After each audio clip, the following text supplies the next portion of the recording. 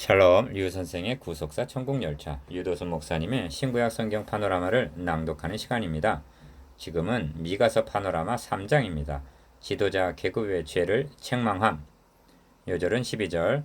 이러므로 너희로 인하여 시온은 밭같이 갈물 당하고 예루살렘은 무더기가 되고 성전에 사는 수풀의 높은 곳과 같게 되리라. 3장은 절망과 소망을 말씀하는 두 번째 사이클 중 절망을 말씀하는 내용입니다. 시온이 밭같이 갈물 당하고 예루살렘은 무더기가 되고 성전에 사는 수풀의 높은 곳과 같게 되리라 하십니다. 12절. 그런데 강조점이 멸망의 책임이 누구에게 있는가를 말씀하며 있습니다. 정치적인 지도자를 책망하고 첫째 단원 종교적인 지도자를 책망하면서 둘째 단원 너희로 인하여 하고 멸망의 책임이 지도자들에게 있음을 지적합니다. 셋째 단원 주님의 초림 때에도 그러했으며 다시 오시는 재림의 때도 선생된 우리가 더 큰 심판 받을 줄을 알고 많이 선생이 되지 말라 하고 야고보서 3장 1절 그러할 것을 경고합니다. 그렇다면 오늘의 지도자들은 어떠한가? 이를 세 단원으로 나누어 상고하겠습니다. 첫째 단원 1절에서 4절 정치적인 지도자를 책망함. 둘째 단원 5절에서 8절 종교적인 지도자를 책망함. 셋째 단원 9절에서 12절 멸망의 책임이 지도자들에게 있음. 첫째 단원 1절에서 4절 정치적인 지도자를 책망함. 내가 또 이르노니 야곱의 수령들과 이스라엘 족속의 치리자들이야 청컨대 들으라. 공의는 너희의 알 것이 아니냐. 1절 1. 첫째 단어는 두령과 치리자 즉 정치적인 지도자의 죄를 책망하는 내용입니다. 기억 공의는 너희의 알 것 아니냐 하는 것은 지도자의 통치 강령이 공의여야 한다는 말씀입니다. 이 공의는 이방 나라 지도자들에게도 필수적인 말씀입니다만 하나님은 지금 니은 야곱의 두령들과 이스라엘 치리자들아 청컨대 들으라 하고 1절 야곱의 두령들에게 말씀하고 계심을 유념해야만 합니다. 어찌하여 야곱의 두령들은 공의로 다스려야만 하는가? 이방의 두령과 야곱의 두령이 어떤 점에서 다른 것인가? 야곱의 두령들은 다름 아닌 공의로 다스릴 메시아 왕국의 예표이기 때문입니다. 성경은 말씀합니다. 이는 한 아기가 우리에게 낳고 또 다윗의 위에 앉아서 그 나라를 굳게 세우고 자금 이후 영원토록 공평과 정의로 그것을 보존하실 것이라. 이사야 9장 6절에서 7절 아브라함에게 언약을 세워주시고 그 줄기에서 다윗을 택하셔서 세우신 왕국은 바로 이 메시아 왕국의 예표였던 것입니다. 그런데 너희가 선을 미워하고 악을 좋아하여 내 백성의 가죽을 벗기고 그 뼈에서 살을 뜯어 그들의 살을 먹으며 그 가죽을 벗기며 그 뼈를 꺾어 다지기를 냄비와 솥 가운데 담을 고기처럼 하는도다 합니다. 2절에서 3절 기어 저들이 선을 미워하고 악을 좋아한다고 말씀합니다. 니은 가죽을 벗기고 그 뼈에서 살을 뜯어 그들의 살을 먹는다 하고 저들의 죄를 원색적인 표현으로 책망합니다. 이는 정치 지도자들이 백성들을 압제하고 수탈하는 정치를 행했음을 가리킵니다. 누구의 살과 뼈인가? 디귿 내 백성 곧 하나님의 백성입니다. 에스겔 선지자도 너희가 살찐 양을 잡아 그 기름을 먹으며 그 털을 입되 양의 무리는 먹이지 아니하는도다 하고 책망합니다. 에스겔 34장 3절 3. 그런데 에스겔 선지자의 메시지는 여기가 끝이 아닙니다. 내가 한 목자를 그들의 위에 세워 먹이게 하리니 그는 내 종 다윗이라. 그가 그들을 먹이고 그들의 목자가 되리라. 나 여호와는 그들의 하나님이 되고 내 종 다윗은 그들 중에 왕이 되리라. 나 여호와의 말이니라 하고 에스겔 34장 23절에서 24절 물어뜯는 왕 이리 같은 목자 대신에 참 목자요 왕을 세우시겠다고 말씀합니다. 그 목자여 왕을 내 종 다윗이라 하십니다. 이는 명백한 그리스도에 대한 예언인 것입니다. 구약시대에 세움받은 왕은 이러한 그리스도의 예표의 인물이었던 것입니다. 그래서 공의는 너희의 알 것 아니냐 하는 것입니다. 1절 하반절 이처럼 죄를 책망하고 심판을 경고하면서 메시아 왕국의 소망을 말씀하는 것이 선지서들의 패턴입니다. 4. 그때 합니다. 4절 상반절 하나님의 진노의 날, 심판의 날을 의미합니다. 그들이 여호와께 부르짖을지라도 응답치 아니하시고 합니다. 4절 중반절. 응답만 하지 않는 것이 아니라 그들의 행위 악하던 대로 그들 앞에 얼굴을 가리우시리라 하십니다. 4절 하반절. 잠언 21장 13절을 보십시오. 귀를 막아 가난한 자의 부르짖는 소리를 듣지 아니하면 자기의 부르짖을 때도 들을 자가 없으리라 하십니다. 둘째 단원 5절에서 8절. 종교적인 지도자를 책망함. 내 백성을 유혹하는 선지자는 이에 물면 평강을 외치나 그 입에 무엇을 채워지지 아니하는 자에게는 전쟁을 준비하는도다. 이런 선지자에 대하여 여호와께서 가라사대 5절 1. 본 단어는 내 백성을 유혹하는 선지자는 하고 5절 상반절 종교적인 지도자를 책망하는 내용입니다. 정치 지도자들은 하나님의 백성들의 가죽을 벗기고 그 뼈에 살을 뜯어 2절 먹는 자로 표현했는데 종교 지도자들을 향해서는 내 백성을 유혹하는 선지자라고 5절 말씀합니다. 그러면 살을 뜯어 먹는 자와 유혹하는 자 중 어느 편이 더 치명적으로 해독을 끼치는가? 그것은 분명합니다. 계시록에 보면 교회의 대적 중에는 짐승, 적 그리스도와 거짓 선지자가 있습니다. 계시록 16장 13절. 짐승은 육을 물어뜯을 수는 있어도 영을 죽이지는 못합니다. 그러나 거짓 선지자의 유혹은 아담 하와에서 보는 바대로 사망을 가져오는 것입니다. 이것이 주님께서 너희보다 배나 더 지옥 자식이 되게 하는도다 하신 차이입니다. 마태복음 23장 13절. 그러니까 불과 같은 박해보다는 거짓 선지자의 달콤한 유혹이 영혼을 죽이는 데 있어서 치명적이라는 말씀입니다. 그러면 어떻게 하는 것이 백성을 유혹하는 것인가? 이 점을 에스겔 선지자가 잘 말씀해주고 있는데 기어 그들이 내 백성을 유혹하여 평강이 없으나 평강이 있다 함이라 혹이 담을 쌓을 때에 그들이 회치를 하는도다 합니다. 에스겔 13장 10절. 예레미야 선지자 당시에도 심판이 다가오는데도 너희는 선지자로부터 제사장까지 다 거짓을 행함이라 그들이 딸 내 백성의 상처를 심상히 고쳐주며 말하기를 평강하다 평강하다 하나 평강이 없도다 하십니다. 예레미야 8장 11절. 이것이 유혹하는 것입니다. 오늘날도 마치 담에 회치라듯 성도들을 유혹하는 설교는 횡행하고 있습니다. 3. 왜 이렇게 유혹을 하는 선지자로 타락을 하게 되는가? 기억. 유혹하는 선지자는 그 입에 물면 평강을 외치나 그 입에 무엇을 채워주지 아니하는 자에게는 전쟁을 저주로 위협함을 준비하는도다 하고 5절 중반절. 두어 움킴 보리와 두어 조각 떡을 위하여 에스겔 13장 19절. 그런 거짓말을 하고 있다는 것입니다. 이 점을 신약 성경에서도 너희는 저희의 입을 막을 것이라 이런 자들이 더러운 일을 취하려고 마땅치 아니한 것을 가르쳐 집들을 온통 엎드려 치는도다 합니다. 디도서 1장 11절. 4. 그러므로 너희가 밤을 만나리니 이상을 보지 못할 것이요 흑암을 만나리니 점치지 못하리라 하셨나니 이 선지자 위에는 해가 져서 낮이 깜깜할 것이라 하십니다. 6절. 기억 밤을 만나리니 흑암을 만나리니 하십니다. 그들은 밤이나 흑암은 결코 만나지 않으리라고 유혹하던 자들입니다. 그러나 그런 날은 닥치고야 만다는 것입니다. 밤과 흑암은 심판날을 상징합니다. 그들은 해가 져서 낮이 캄캄함과 같은 밤을 만났습니다. 예루살렘의 멸망. 인리의 밤, 최후 심판은 우리 앞에도 다가오고 있습니다. 거짓 선지자와 참 선지자의 특성. 1. 이 경고는 현대교회 성도들에게도 적실성이 있습니다. 오늘날은 긍정적인 설교를 해야 교회가 부흥이 된다고 가르치고 그리하여 너도 나도 평안하리라 평안하리라 말하고 있기 때문입니다. 설교자의 첫째 되는 사명은 부흥이 아니라 하나님의 말씀을 가감없이 전하는 데 있습니다. 성경은 경고합니다. 저희가 평안하다 안전하다 할 그때 잉태된 여자에게 해상 고통의 이름과 같이 멸망이 호련히 저에게 이르리니 결단코 피하지 못하리라. 데살로니가전서 5장 3절. 그런데 오늘날은 평안하다 안전하다 하는 만사형통이 판을 치고 있습니다. 아닙니다. 성도들은 환난을 만나고 시련을 만날 대비를 해야만 합니다. 만사형통이라는 거짓말을 믿다가 시련을 만나게 되면 당황하게 되고 불신앙에 빠질 염려가 있습니다. 우리 몸은 병이 들 수가 있습니다. 사업은 어려움에 봉착할 수도 있습니다. 태풍과 홍수는 예배당도 쓸어버립니다.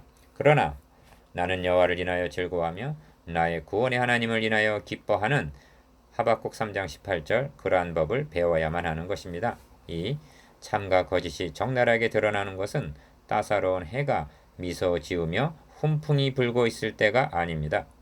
비가 내리고 창수가 나고 바람이 불어 그 집에 부딪히는 마태복음 7장 25절 흑암을 만날 때입니다. 그날에 거짓말로 유혹하던 선견자가 부끄러워하며 술깨기 수치를 당하여 다 입술을 가리울 것은 하나님이 응답지 아니하심이오니와 합니다. 7절 더 이상 미혹할 수 없는 날이 올 것입니다. 저들의 말이 유혹하는 거짓말이었음이 드러날 날이 다가온다는 것입니다. 3. 그 날에 참 선지자는 오직 나는 여호와의 신으로 말미암아 권능과 공의와 재능으로 체험을 얻고 야곱의 허물과 이스라엘의 죄를 그들에게 보이리라 합니다. 8절 이에 대한 적절한 장면이 예레미야 28장 8절에서 9절까지 나옵니다. 기억 한 선지자는 전쟁과 재앙과 연병을 예언합니다. 니은 다른 선지자는 평화를 예언합니다. 백성들에게 인기가 있기는 평화를 말하는 선지자입니다. 그러나 참과 거짓이 판명이 나는 것은 디귿 말이 응한 그날에 가보야만 안다고 말씀합니다. 그러나 판명이 나는 그날에는 돌이키기에는 이미 늦은 때임을 명심해야만 합니다.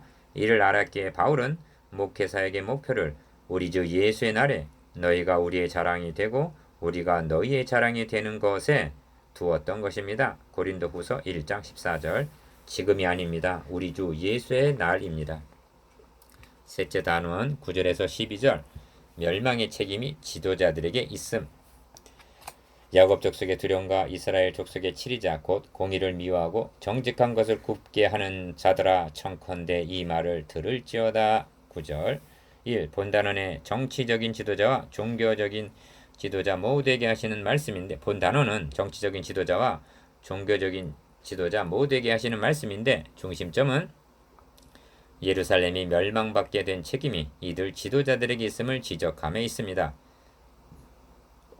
2. 시온을 피로 예루살렘을 죄악으로 건축하는도다 하십니다. 10절 이는 비극의 극치입니다. 시온 예루살렘은 하나님께서 택하신 영광스러운 도성입니다.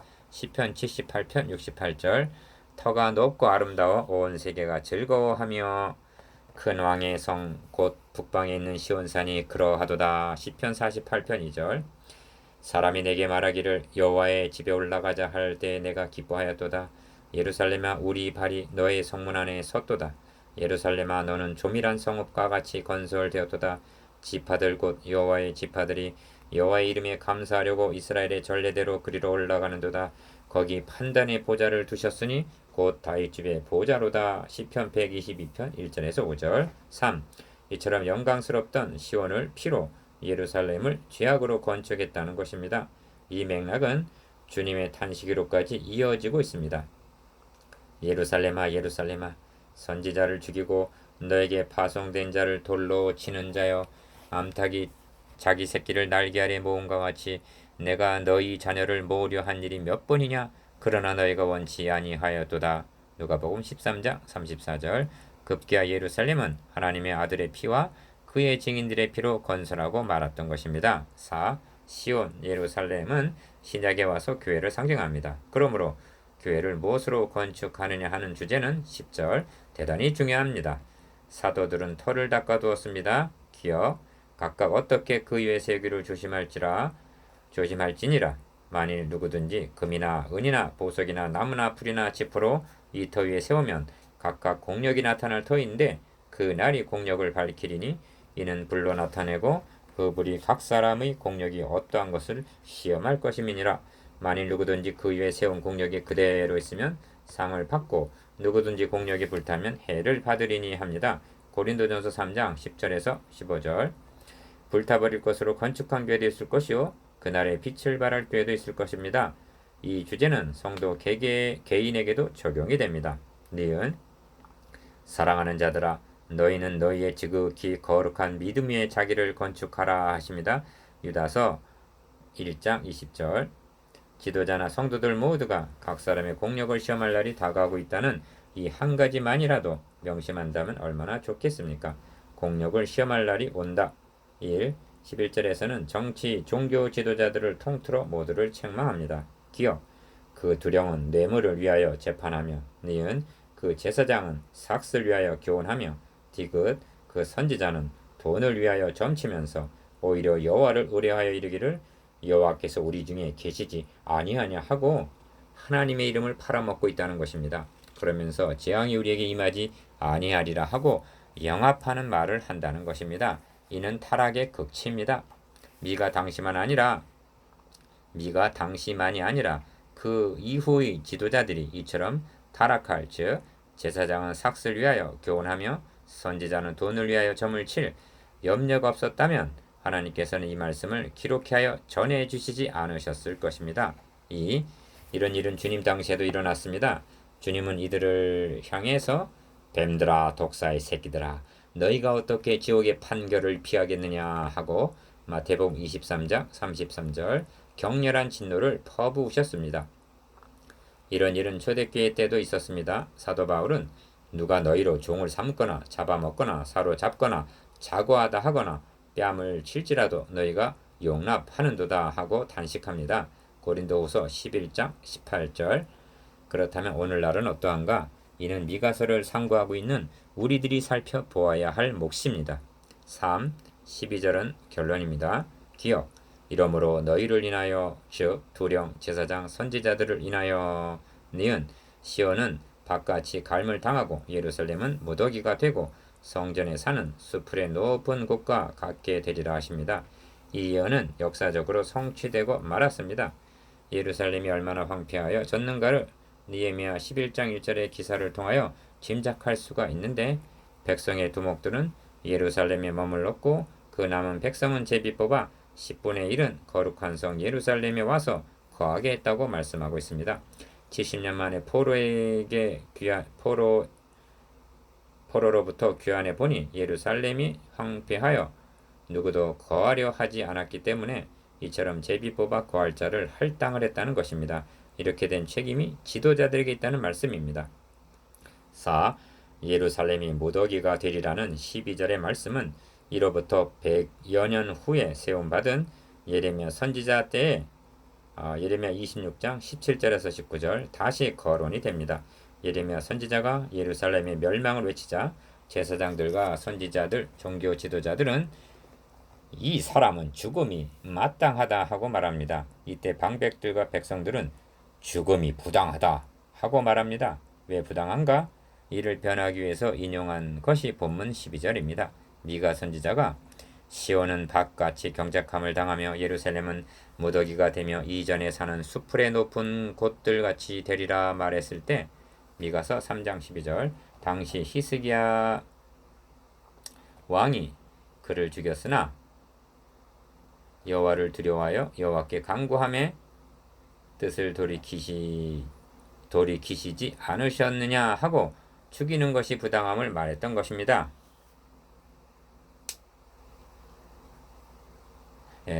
여호와께 간구하며 뜻을 돌이키시지 않으셨느냐 하고 죽이는 것이 부당함을 말했던 것입니다. 5. 예레미야 선지자는 말했습니다. 여호와께서 나를 보내사 너희의 들은 바 모든 말로 이 집과 이 성을 쳐서 예언하게 하셨느니라. 그런즉 너희는 너희 길과 행위를 고치고 너희 하나님 여호와의 목소리를 청종하라. 그리하면 여호와께서 너희에게 선고하신 재앙에 대하여 뜻을 돌이키시리라. 보라 나는 너희 손에 있으니 너희 소견에 선한 대로 옳은 대로 하려니와 너희는 분명히 알라. 너희가 나를 죽이면 정령이 무지한 피로 너희 몸과 이 성과 이 성 거민에게로 돌아가게 하리라. 이는 여호와께서 진실로 나를 보내사 이 모든 말을 너희 귀에 이르게 하셨음이니라. 예레미야 26장 12절에서 15절. 6. 역사는 여기에 머물지 않고 반복되고 있습니다. 가까이 오사 성을 보시고 오시며 가라사대 너도 오늘날 평화에 관한 일을 알았다면 좋을 뻔하였거니와 지금 너의 눈에 숨기었도다. 날이 이를지라 너의 원수들이 토성을 쌓고 너를 둘러 사면으로 가두고 또 너와 및 그 가운데 있는 너의 자식들을 땅에 메어 치며 돌 하나도 돌 위에 남기지 아니하리니 이는 권고 받을 날을 너가 알지 못함을 인함이니라 하신 누가복음 19장 41절에서 44절 말씀으로 이어지고 있는 것입니다. 7. 그리스도께서 초림하셨을 때 바라고 기다리던 자들에 의하여 배척을 당했다는 것은 재림의 주님을 기다리고 있는 신약교회에 거울이 되고 경계가 되는 말씀입니다. 초림 당시 이처럼 백성들을 잘못 지도하여 비극적인 심판을 되풀이하게 한 것이 누구들의 책임이었습니까? 당시의 제사장, 서기관, 장로와 같은 종교 지도자들입니다. 그렇다면 이제 주님의 재림을 기다리는 오늘의 지도자들은 삭슬 위하여 교훈하며 돈을 위하여 점을 치고 있는 자는 없는가? 교회를 무엇으로 건축하고 있는가? 심각하게 고민해야 마땅할 것입니다. 한 가지 보완할 점은 어느 시대를 막론하고 자신의 잘못됨을 한결같이 모르고 있다는 점입니다. 오히려 충성을 하고 있는 줄로 착각하고 있다는 것입니다. 우리 모두는 스스로 속이는 자와 속는 자가 되지 말아야 할 것입니다.